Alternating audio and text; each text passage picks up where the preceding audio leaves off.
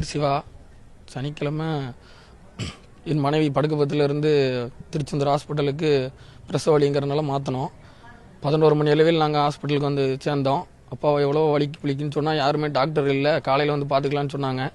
சனிக்கிழமை 11 மணிக்கு சேர்த்து அடுத்த நாள் சாயங்காலம் 6 மணி வரைக்கும் என் மனைவிக்கு எதுவுமே பண்ணவே இல்லை. அதுக்கப்புறம் நாங்கள் இடையில வந்து அவளுக்கு ரொம்ப வலிக்கு, நீங்கள் எப்படியாவது ஆப்ரேஷன் பண்ணிடுங்கன்னு சொன்னோம். இல்லை உங்களுக்கு சோப்ரசம் தான், பயப்படாங்கன்னு சொல்லியே கடைசியில் சோப்ரம் வார்டுக்கு கூப்பிட்டு போனாங்க. உள்ளே போயிட்டு கொஞ்சம் நேரத்தில் என்ன கூட்டாங்க, என்னென்னு போய் பார்த்தா ரத்த வெள்ளத்தில் இருந்தாங்க. அதுக்கப்புறம் ஆப்ரேஷன் பண்ண கூப்பிட்டு போனாங்க. உள்ளே துப்புரவு பணியாளர் இருக்கலாம், என்ன வேலை சார்? உள்ளே போய் அவங்க வயிற்றில் அடித்து என் பிள்ளை நல்லா இருந்த பிள்ளை, எந்த பிரச்சனையும் இல்லாமல் இருந்த பிள்ளை.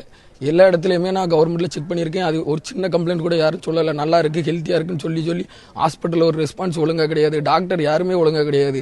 3 பேர் உள்ள போட்டிருக்காங்க பேர், 3 பேரில் யாருமே உள்ள கிடையாது. மாறி வராங்க. இன்றைக்கி நான் ஒருத்தர்கிட்ட பேசுகிறேன், அன்னைக்கு இருந்தது வேறு.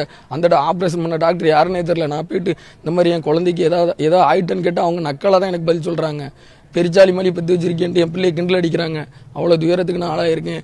என் மனைவிக்கு ரொம்ப முடியாமல் இப்போ நாங்கள் ப்ரைவேட்டுக்கு மாற்றிட்டோம். அவளால் உள்ள இருக்க முடியல. யாருமே ஒரு பதில் ஒழுங்காகவே சொல்ல மாட்டாங்க. ரொம்ப கஷ்டமாக இருக்குது. இப்போ என் பிள்ளை வந்து ரொம்ப முடியாமல் இப்போ தூத்துக்குடி ஜிஹெச்சுக்கு அங்கேருந்து அனுப்பிவிட்டாங்க. 3 நாளாக வச்சு இன்றைக்கி இறந்துட்டுன்னு இதில் சொல்லி என் பிள்ளைய என்னை கஷ்டப்படுத்தி வெளியே அனுப்புகிறாங்க. என் பிள்ளையை நம்ம பாடியை தூக்கிட்டு போண்டிருக்கு. இது முழுக்க காரணம் அரசினர் மருத்துவ திருச்செந்தூர் தான். அவங்க மட்டும் கொஞ்சம் நல்லா பார்த்துருந்தாங்கன்னா என் பிள்ளையை காப்பாற்றிருக்கலாம். நான் தனியாரை நம்பாமல் அரசு இங்கே வந்ததுக்கு என்ன என் பிள்ளையை கொண்டு என் வண்டியில் கொண்டு போகிற அளவுக்கு ஆக்கிட்டாங்க.